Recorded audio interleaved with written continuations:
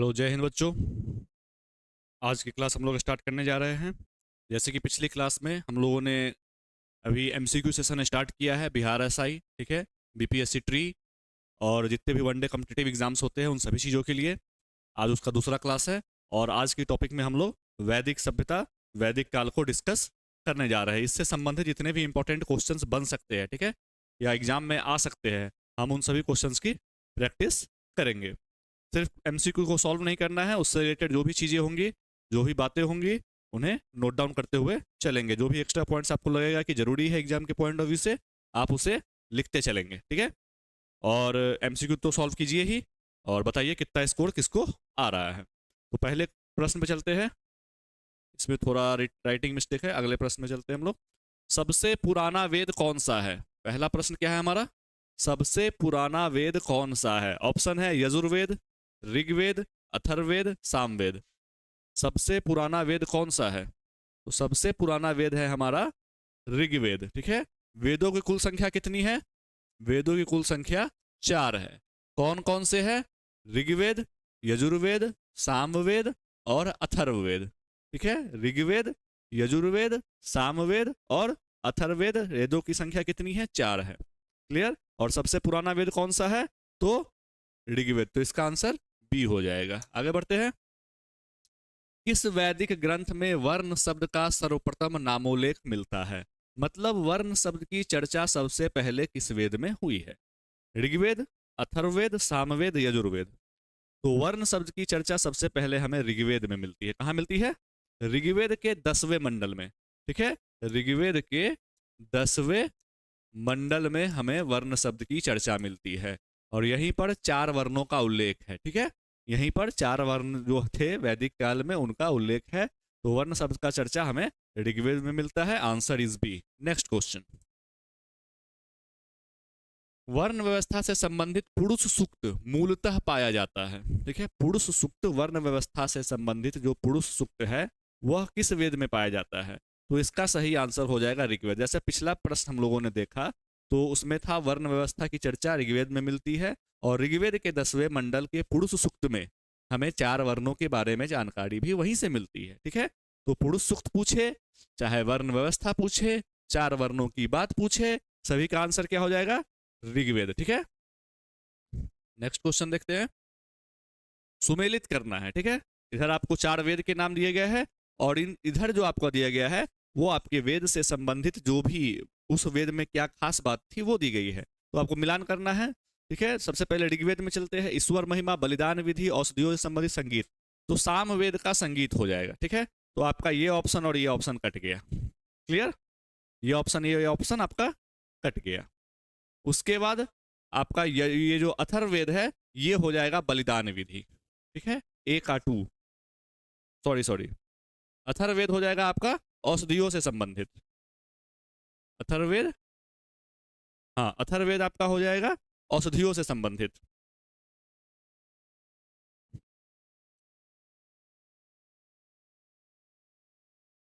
तो ए का 3 केवल इसमें है, और इससे आपका आंसर क्या हो जाएगा? तो बी का 1 ईश्वर महिमा, और यजुर्वेद बलिदान विधि। क्लियर। आगे बढ़ते हैं। तो इसका आंसर क्या हो जाएगा? इसका आंसर ए हो जाएगा। निम्नलिखित 4 वेदों में से किस एक में जादुई माया और वशीकरण का वर्णन है? जादुई माया और वशीकरण का वर्णन किसमें है? तो वो है अथर्ववेद में, ठीक है। कर्मकांड, जादुई माया, वशीकरण, जादू टोना, ये सारी चीजें किसमें है? अथर्ववेद में है। ऋग्वेद में ईश्वर महिमा है, ठीक है। गीत संगीत किसमें है? सामवेद में है। यज्ञ का वर्णन किसमें है? यजुर्वेद में है। तो ये चारों चीजें याद रखिएगा। क्लियर। इसका आंसर क्या हो जाएगा? सी हो जाएगा। अगला प्रश्न देखते हैं। ऋग्वेद क्या है? स्रोतों का संकलन, शब्दों का संकलन, युद्ध ग्रंथ, कथाओं का संकलन। ऋग्वेद में मुख्य रूप से हम क्या पाते हैं? तो स्रोतों का संकलन, ठीक है। तो इसका आंसर क्या हो जाएगा? इसका आंसर ए हो जाएगा। ऋग्वेद में क्या है? स्रोत दिए गए हैं। ईश्वर को खुश करने के लिए, प्रसन्न करने के लिए, उनके महिमा मंडल के लिए जो स्रोत है वो ऋग्वेद में दिए गए हैं। निम्नलिखित में से कौन सा ब्राह्मण ग्रंथ ऋग्वेद से संबंधित है? ठीक है।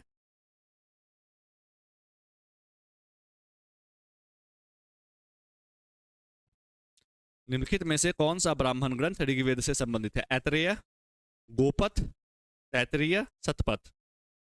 तो ऋग्वेद से संबंधित है आपका ऐतरेय ब्राह्मण ग्रंथ, ठीक है। ऐतरेय ब्राह्मण ग्रंथ आपका ऋग्वेद से संबंधित है। क्लियर, आगे बढ़ते हैं।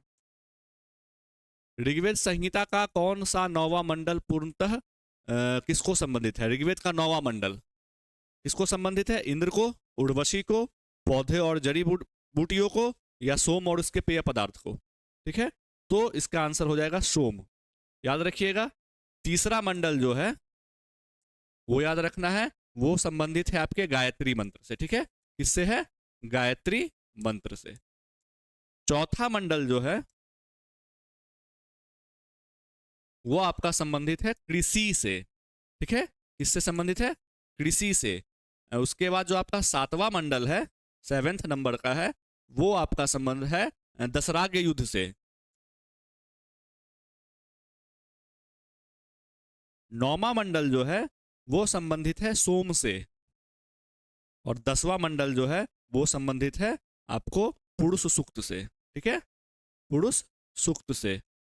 तो ये कुछ मंडल है जो आपको याद रखने हैं। तीसरा गायत्री मंत्र से, चौथा कृषि से, 7वां दशराग्य युद्ध से, 9वां सोम से, और 10वां पुरुष सूक्त से। तो यहाँ क्या पूछ रहा है? 9वां पूछ रहा है, तो 9वां किस पे चलेंगे हम लोग? डी आंसर हो जाएगा हमारा करेक्ट, ठीक है। हमारा आंसर क्या हो जाएगा? डी हो जाएगा। आगे बढ़ते हैं। किस एक वैदिक साहित्य में मोक्ष की चर्चा की गई है? ठीक है, तो मोक्ष की चर्चा किस में की गई है? मोक्ष की चर्चा उपनिषद में की गई है, ठीक है। मोक्ष की चर्चा कहाँ की गई है?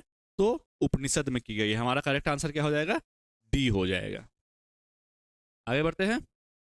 आरंभिक वैदिक साहित्य में सर्वाधिक वर्णित नदी कौन सी है? ऐसी नदी का नाम बताना है जिसका वर्णन सबसे अधिक बार हुआ है। मुझे लगता है आप सभी लोगों को पता होगा, सिंधु, सतुद्री, सरस्वती, गंगा।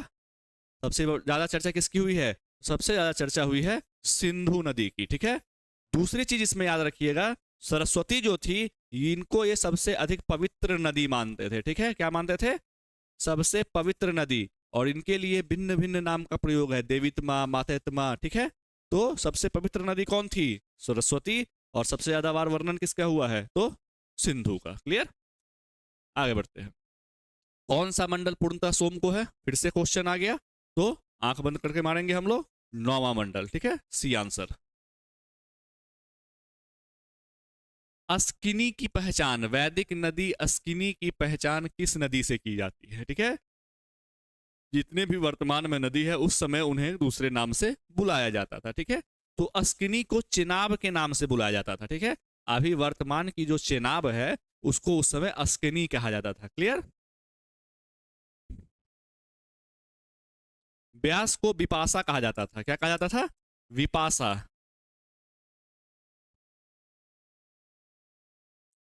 झेलम को वितस्ता कहा जाता था। क्लियर। तो कुछ नदियों के नाम हैं, ठीक है, जो उस समय लिए जाते थे। कौन सी वह ब्रह्मवादिनी थी जिसने कुछ वेद मंत्रों की रचना की थी? ब्रह्मवादिनी का मतलब हो, जैसे कि विद्वान होते हैं ना, वैसे ही महिलाओं में विदुषिया होती है, ठीक है। महिलाएं जो बहुत प्रचंड वेद, उपनिषद, इन चीजों का, अध्यात्म का ज्ञान रखती है, उन्हें क्या कहा जाता है? विदुषी कहा जाता है। तो उस समय कुछ विदुषी महिलाएं थी, ठीक है। तो वो कौन थी? लोपा मुद्रा थी। कौन थी? लोपा मुद्रा थी। लोपा मुद्रा थी, घोषा थी, अपाला थी। ये लोग वेद कंठस्थ करके बैठे हुए थे, इनको अध्यात्म का बहुत नॉलेज था। तो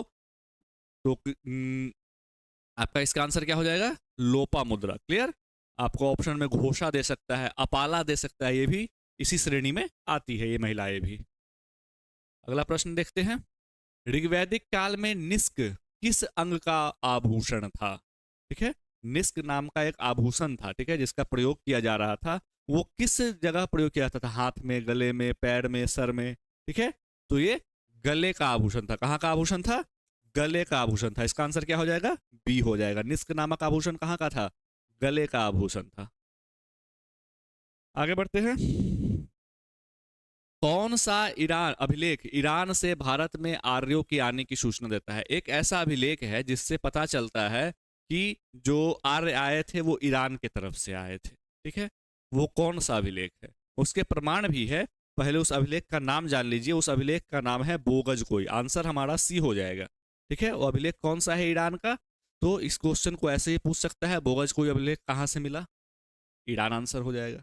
और ईरान का कौन सा अभिलेख है? तो बोगज कोई हो जाएगा। यहां से प्रमाण मिलता है 4 देवताएं, इंद्र, वरुण, मित्र और नासत्य। ठीक है, 4 देवताएं, ठीक है, 4 देवताओं के प्रमाण मिलते हैं यहां से। इस अभिलेख पे 4 देवता के नाम मिलते हैं हमें। ठीक है, वैदिक सभ्यता के 4 देवता इंद्र, वरुण, मित्र और नासत्य का वर्णन मिलता है इस अभिलेख पे हमें ईरान में। तो इससे हमें एक अनुमान लगा सकते हैं कि ये लोग वहां से आए होंगे। आगे बढ़ते हैं। पूर्व वैदिक आर्यों का धर्म प्रमुखता था। पूर्व वैदिक आर्य, जो स्टार्टिंग के जो आर्य थे, ठीक है, उनका धर्म क्या था? भक्ति, मूर्ति पूजा और यज्ञ। इसको तो पहले ही काट दिया, मूर्ति पूजा का तो कोई कॉन्सेप्ट ही नहीं था। प्रकृति पूजा और भक्ति, प्रकृति पूजा और यज्ञ, प्रकृति पूजा और यज्ञ। क्या था? प्रकृति पूजा और यज्ञ था। तो ये लोग प्रकृति की पूजा करते थे और यज्ञ वगैरह करते थे, क्योंकि आप देखते हैं कि जो गायों की आहुति इतनी ज्यादा दी जाने लगी कि फिर नए धर्म का उदय होना पड़ा। ठीक है, गायों की आहुति देने लगे, कर्मकांड इतने ज्यादा होने लगे, ये यज्ञ करवाइए, वो यज्ञ करवाइए, तो कर्मकांड इतने ज्यादा बढ़े कि 64 नए धर्मों का उदय हुआ। क्लियर? इसमें से 2 हम लोग पढ़ेंगे भी आगे चल के, बौद्ध धर्म और जैन धर्म। आगे बढ़ते हैं। प्रसिद्ध 10 राजाओं का युद्ध किस नदी के तट पे लड़ा गया था? मैंने आपको बताया था पिछला स्लाइड में कि 10 राज्य युद्ध, 10 राजाओं का युद्ध, उसका मतलब होता है वो लड़ा गया था पुरुषनी नदी के तट पे। ठीक है, एक तरफ 10 जन थे जिसमें 5 आर्य 5 अनार्य थे, और एक तरफ सुदास थे जिसमें सुदास की विजय हो गई थी। ठीक है, सुदास की विजय हो गई थी, और इसका चर्चा कहाँ मिलता है हमें? 7वें मंडल में मिलता है। ठीक है, 7वें मंडल में हमें इसका चर्चा मिलता है। Answer is D. क्लियर? किस वेद में सभा और समिति को प्रजापति की 2 पुत्रियां कहा गया है? किस वेद में सभा को और समिति, सभा और समिति क्या थी? ये एक एडमिनिस्ट्रेशन, जैसे कि आज का लोकसभा राज्यसभा है ना, उसी प्रकार के सभा और समिति, विदथ और गण, ये सारी चीजें थी। सभा समिति, सभा जो होती थी वो संभ्रांत लोगों की पार्टी थी। ठीक है, इसमें बड़े बड़े जो व्यापारी थे, ब्राह्मण थे, ये सारे लोग इसमें बैठते थे। और समिति आम जन की जो सभा होती है जिसमें नॉर्मल लोग बैठते हैं, वो लोग थे। और ये लोग करते क्या थे? तो राजा कौन बनेगा, नीतियां कैसी लागू हो, बहुत क्लियर, जैसे आज की लोकसभा राज्यसभा है ना, उसी टाइप से ये लोग काम करती थी। तो किस वेद में इन्हें प्रजापति की 2 पुत्रियां कहा गया है? तो इसका सही आंसर हो जाएगा अथर्ववेद। क्या हो जाएगा? अथर्ववेद में प्रजापति की 2 पुत्रियां कहा गया है, सभा और समिति को। क्लियर? आगे बढ़ते हैं। सर्वाधिक ऋग्वैदिक सूक्त किसको समर्पित है? किस देवता के लिए सबसे ज्यादा ऋग्वैदिक सूक्त लिखे गए हैं? ठीक है, किस देवता की चर्चा सबसे ज्यादा है? तो वो है इंद्र देवता। कितने? ठीक है, कौन है? इंद्र देवता। ठीक है, आगे बढ़ते हैं। निम्नलिखित में से किसे ऋग्वेद में युद्ध का देवता कहा गया है? तो युद्ध के देवता, वर्षा के देवता, झंझावात के देवता, सभी किसको कहा गया है? इंद्र को ही कहा गया। चाहे युद्ध पूछ ले, वर्षा पूछ ले, ठीक है। इनको पुरंदर भी कहा गया है। ठीक है, किलो को तोड़ने वाला। तो एग्जाम में कुछ भी दे दे, आपको आंसर क्या मारना है? इंद्र ही मारना है। गायत्री मंत्र किस पुस्तक में मिलता है? बताइए। गायत्री मंत्र हमें कहाँ मिलता है? हमें ऋग्वेद में मिलता है। कहाँ मिलता है गायत्री मंत्र? ऋग्वेद के 3रे मंडल में हमें गायत्री मंत्र की चर्चा मिलती है। विश्वामित्र जी ने इसकी रचना की थी। क्लियर? सीधे is the correct answer. Next, सत्यमेव जयते शब्द किस उपनिषद से लिया गया है? सत्यमेव जयते किस उपनिषद से लिया गया है? तो मुंडकोपनिषद से लिया गया है। किस उपनिषद से लिया गया है ये शब्द? तो मुंडकोपनिषद से। Correct answer is A. Satyakam Jabal की कथा जो अनब्याही मां होने के लांछन को चुनौती देती है उल्लेखित है। किस उपनिषद में सत्यकाम जबाल की कथा मिलती है? तो कठोपनिषद में। किस उपनिषद में? कठोपनिषद में। क्लियर? हमारा करेक्ट आंसर क्या हो जाएगा? ऑप्शन डी हो जाएगा। ठीक है,